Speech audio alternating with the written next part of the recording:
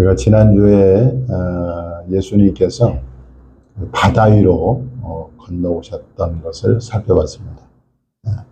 바다를 걸어서 제자들에게 풍랑으로 인해서 고난을 당하는 제자들에게 왔을 때 그 배에 오르시자 바다가 잔잔해졌다 성경에 나와 있고, 그래서 이제 도착한 곳이 오늘 본문에 보니까 게네사렛 땅에 도착했다 이렇게 나옵니다.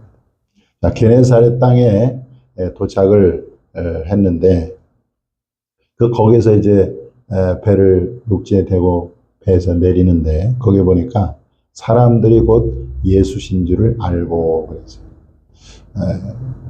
이미 거기에 사람들이 예수님을 맞이하려고 와 있었던 거죠. 그들이 예수님을 내리자마자 예수님을 바로 알아봤다는 말은 무슨 말이죠? 그들이 예수님을 기다렸다는, 예수님을 주목했다는 의미가 있고, 또 예수님을 기다렸다는 의미가 있고, 예수님을 사모했다는 의미도 있는 것입니다. 그러니까 예수님을 보자마자 바로 알아본 거예요. 할렐루야. 여러분, 예수님은 이 땅에 다시 오실 것입니다.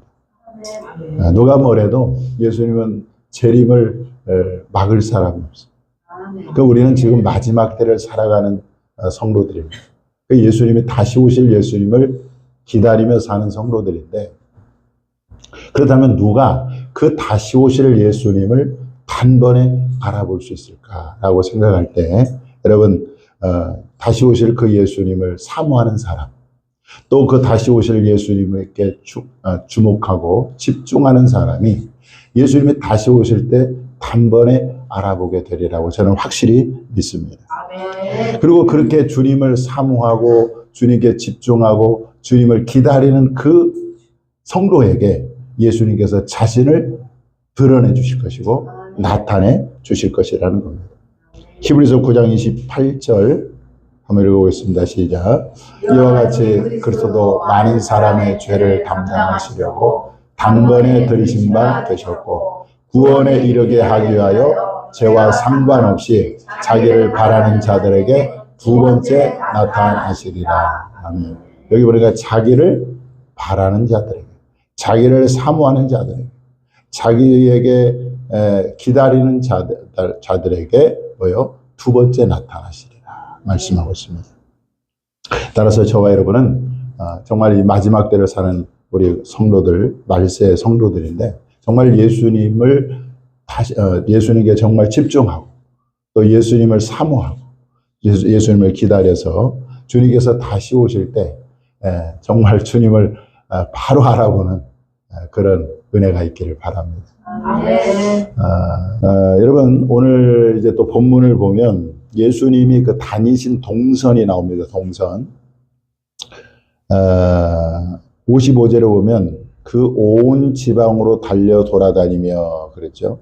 그 온 지방으로 예수님을 만나기 위해서 사람들이 했잖아요. 그러니까 예수님 지금 온 지방으로 지금 다니시는 거예요. 또 여기 보면 56절에 보면 예수께서 들어가시는 지방이나 도시나 마을에서 이렇게 나옵니다.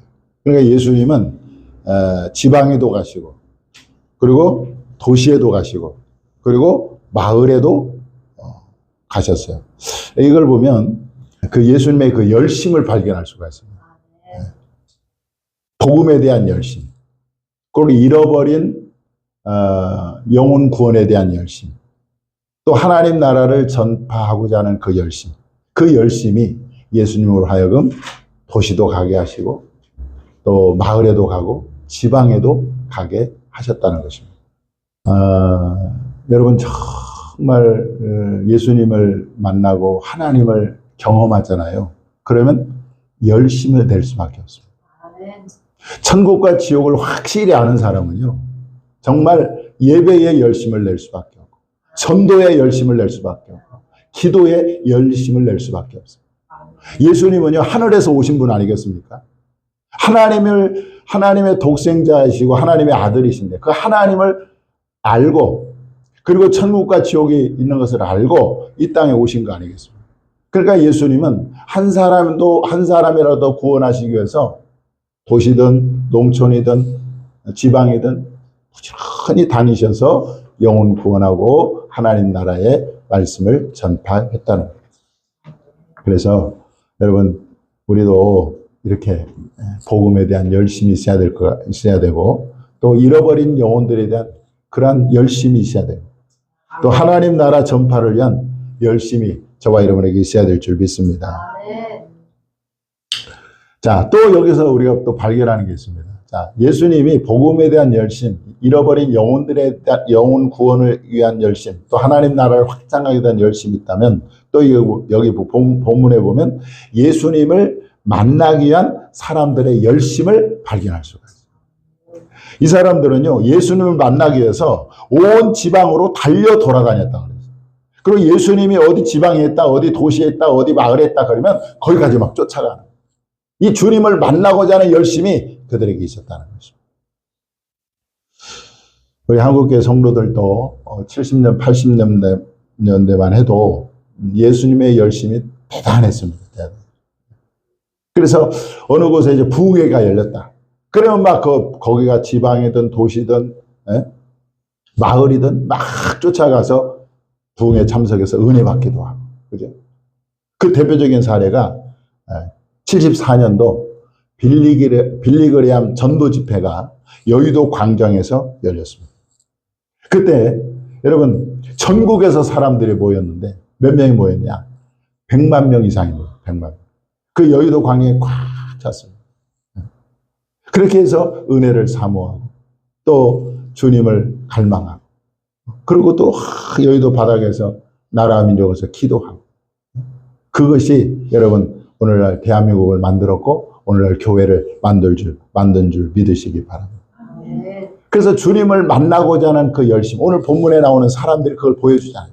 주님이 어디 도시에 떴다 그러면 막 거기까지 쫓아가는, 어디 마을에 떴다 거기가 또 가는, 우리의 열심이 그래요. 그 열심을 우리가 회복해야 될 줄 믿습니다. 오늘 본문에서 예수님을 만나려는 사람들이 어떤 사람인가 보니까 병자들이고 또 그의 가족들. 그래서요, 예수님이 어디 계시다고 들으면 병자를 침상째 메고 갔어요. 침상째 메고 갔습니다. 여기서 우리는 그들의 모습에서 예수님을 만나고자 하는 열망, 그리고 예수님을 만나고자 하는 그 절박함을 느낄 수가 있습니다. 그들은 물론 육신의 병 치료를 위해서 예수님을 열심히 찾았고 절박하게 예수님을 만나고자 했습니다. 그런데 여러분, 저와 여러분도 예수님을 열심히 찾고 절박하게 만나고자 해야 되는 것입니다. 왜냐하면 여러분, 저와 여러분은요, 육신의 몸은 혹시 병은 없을지 몰라도 이 영혼의 병이 심각해요. 영혼의 병이 무슨 병입니까? 바로 죄의 병, 죄. 육신의 병은 우리 육신을 죽일 수 있어요. 그런데 이 죄의 병은요, 우리의 육신뿐만 아니라 영혼까지 죽이는 거예요. 그런데 수많은 이 세상의 모든 사람들은 다 죄의 병에 오염되어 있는 거예요. 죄의 병에 걸려 있는 것입니다. 그런데 문제는 그 죄의 병에 걸린 것을 사람들이 모른다는 거예요. 여러분들 질병 중에 증상이 없는 질병이 있습니다. 특히 이제 간 같은 경우는 아주 굉장히 그 병이 깊게 진행됐음에도 불구하고 증상이 없어가지고 모른다는 거예요. 그래서 만약에 이게 증상이 발견했다 그러면 중증일 경우가 많다는 거예요. 마찬가지입니다. 이 죄의 병이라는 것은 굉장히 치명적인 병이에요. 우리의 육체도 파괴하고 우리의 영혼도 파괴하는 이 죄의 병을 사람들은 자각하지 않아요. 그 자기는 괜찮다고 생각합니다. 그러나 이 죄의 병이 심각하다. 어떻게 우리 죄병을 우리가 자각할 수 있을까? 여러분, 성령께서 우리의 심령 속에 빛을 비춰주실 때 우리는 비로소 우리가 얼마나 큰 죄인인가를 깨닫게 되는 줄 믿으시기 바랍니다. 그러니까 주님이 성령께서 반드시 죄의 각성을 우리에게 주셔야 돼요. 그래야 비로소 내가 죄인이라는 걸 비로소 깨닫는 거예요. 할렐루야. 저는 우리 찬희 형제를 최근에 보면서 참 하나님이 사랑하는 귀한 우리 찬희 형제에게 이렇게 은혜를 주신다. 특히 제가 눈물을 많이 흘리는 지점을 보니까 예수님께서 십자가에 달리신 그 대목을 찬양할 때 많이 우시더라고요. 그게 뭐예요? 예수님이 나를 위해서 죽으셨다는 게 뭐예요? 십자가에 죽으셨다는 그게 결국은 나를 위해서 죽은 거잖아요. 그건 뭐예요? 내 죄를 위해서 죽었다는 것이 믿어지니까 울게 되는 거 아니겠습니까? 뭐예요? 죄에 대한 자각이 그에게 있는 거죠. 저와 여러분에게 정말 내가 얼마나 심각한 죄의 병에 걸렸다고 하는 것을 성령께서 각성을 통해서 깨닫게 되는 그런 은혜가 있기를 바랍니다. 왜 저와 여러분이 예수님을 절박하게 만나고자 해야 할까요? 그것은 예수님만이 이 죄의 병을 치료할 수 있는 유일한 분이기 때문에 그렇습니다. 누가복음 5장에 보면은요, 이 중풍병자가 나오고 사람들이 이 중풍병자를 데리고 예수님께 왔습니다. 그런데 사람들이 너무 많으니까 예수님께 갈 수가 없어서 그들이 어디로 갑니까? 지붕으로 올라갑니다. 그래서 지붕을 뜯어내요. 그리고 그 침상째 중풍병을 딱 내립니다. 그래서 예수님께서 그 중풍병자를 보면서 뭐라고 말씀하시냐면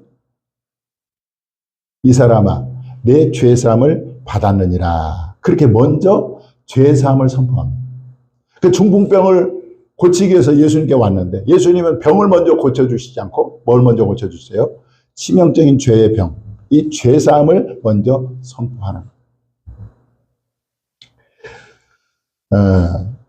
그러니까 옆에 있는 서기관과 바리새인들이 아니 하나님 외에 누가 감히 죄를 사할 수 있느냐라고 반문을 할 때 예수님께서 아주 중요한 말씀을 합니다.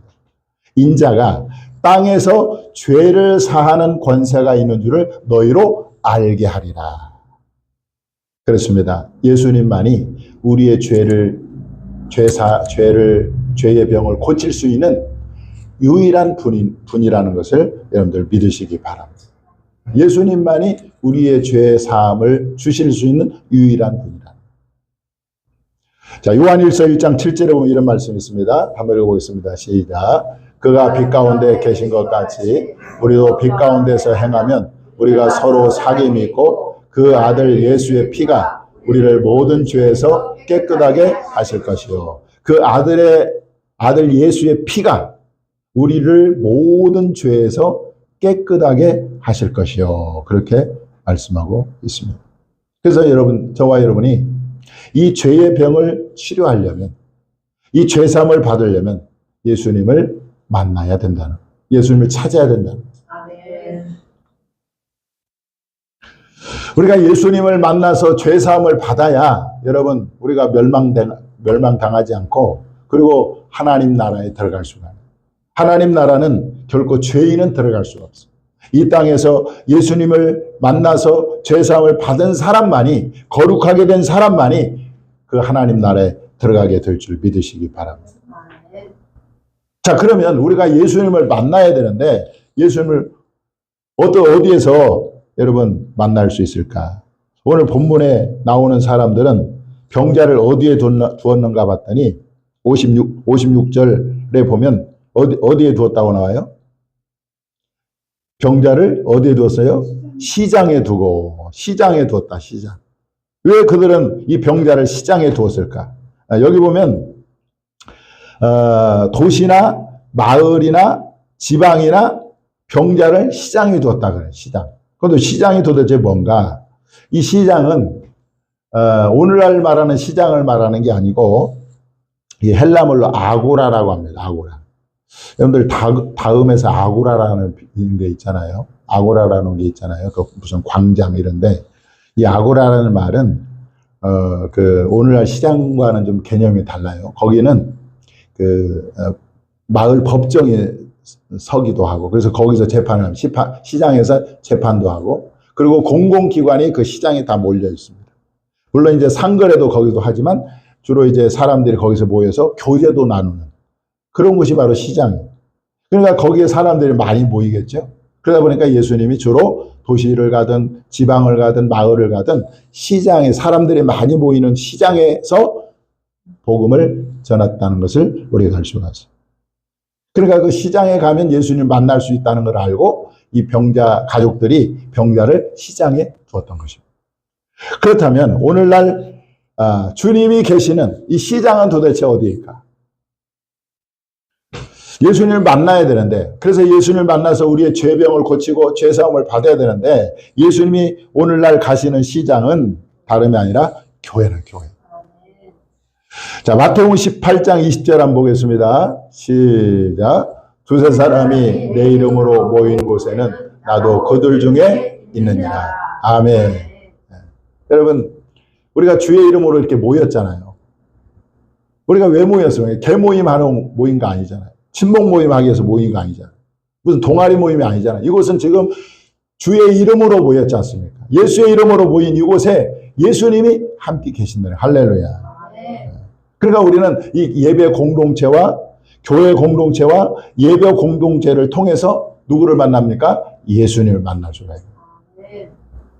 또 여러분, 말씀과 기도는 예수님이 자주 가시는 시장이에요. 뭐라고요? 말씀과 기도는 예수님이 자주 가시는 시장이에요. 그래서 우리는 이 말씀과 기도를 통해서 예수님을 만날 수 있다는 것입니다. 어제 우리 찬이 형제가 저에게 문자를 하나 보내왔습니다. 근데 문자 내용이 뭐냐면, 자기가 이제 주만나 큐티를 가끔 봤대요, 가끔. 그런데 이제 수요일 날 아침에 문득 이 큐티를 좀 매일 봐야 되겠다는 그런 생각이 들었다는 거예요. 그래가지고 그 생각을 여러분들 누가 주었을까요? 하나님이 주셨겠죠. 그래서 그 큐티를 정독을 했는데 이제야 그 내용들이 이해가 되기 시작했고, 그리고 숨겨진 의미를 알 것 같다고 이렇게 문자를 보내봤어요. 그 지금 우리 찬이 형제는 이 큐티 말씀을 통해서 예수님을 만나고 있는 것입니다. 그래서 여러분들 큐티 안 하시는 분들은 정말 도전을 받고 매일매일 큐티를 통해서 예수님을 만날 수 있기를 바랍니다. 자, 시장에서 예수님을 만난 병자들은 예수님을 만났다고 바로 고쳐진 게 아니에요. 그들은 예수님께 뭐라고 요구합니까? 예수의 옷가에라도 손을 대게 하기를 간구했다, 그렇게 말씀합니다. 그래서 예수님이 허락하셨겠죠. 그러니까 그들은 믿음으로 손을 내밀어서 예수님의 옷자락을 만지셨습니다. 또 예수님의 옷자락을 만져서 치유받은 여인이 있잖아요. 누굽니까? 우리가 지난번에 살펴본 그 12의 혈루증 앓는 여인이 예수님의 옷만 잡아도 내가 구원을 얻겠습니다 해갖고 무리 사이에 와서 예수님 옷자를 잡아서 그 혈루증이 나았잖아요. 그냥 오늘 본문에도 보면 이 사람들도 예수님의 옷만 만져도 내가 낫겠다는 믿음이 있는 거예요. 그래서 예수님 옷을 만지니까 어떻게 됩니까? 병이 다 나았다, 이렇게 나. 할렐루야. 네. 그러면 저와 여러분이 어떻게 이 죄의 병을 고칠 수 있겠습니까? 어떻게 우리가 죄사함을 받을 수 있겠냐면, 그것은 죄를 사하는 권세가 있는 예수님께 믿음으로 우리가 간구해야 되는 것입니다. 오늘 병자들이 예수님께 간구했다고 그랬는데, 주님, 내가 내 죄의 병은 내 스스로 고칠 수 없습니다. 내가 개혁된 삶을 한다고 해서, 내가 마음을 고쳐먹는다고 해서 내 죄병이 고쳐지는 게 아니에요. 예수님이 내 죄 사함을 선포하실 때 비로소 내가 죄 용서함 받고 죄의 병을 고칠 수 있는 거예요. 그러므로 우리가 죄를 사하는 권세가 있는 예수님께 믿음으로 간구해야 돼요. 죄 사함의 은혜를 달라고 우리가 간구해야 될 줄 믿으시기 바랍니다. 자, 그런데요, 예수님은 이 사죄를 즐거워하신다, 그렇게 말씀합니다.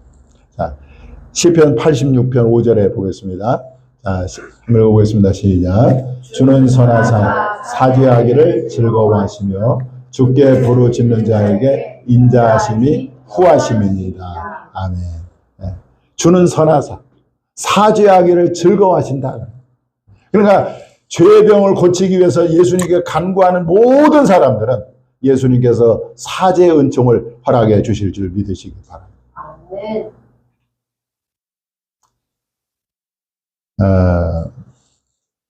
바울은 예배소 교회 성도들에게 이렇게 편지했습니다. 예배소 1장 7절 한번 읽어보겠습니다. 시작. 우리는 그리스도 안에서 그의 은혜의 풍성함을 따라 그의 피로 말미암아 속량 곧 죄사함을 받았느니라. 아멘.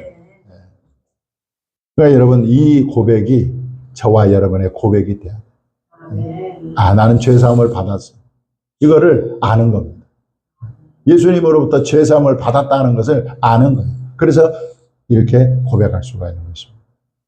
저와 여러분이 정말 육신의 병보다도 더 치명적인 이 죄의 병, 이 죄의 병을 오직 예수 그리스도만이 이 죄의 병을 고칠 수가 있는데 그 예수님께 간구해서 우리가 지은 모든 죄를 용서받고 그리고 거룩하게 되어 영원한 천국에 들어가는 저와 여러분이 될 수 있기를 주님의 이름으로 축원합니다. 기도하겠습니다.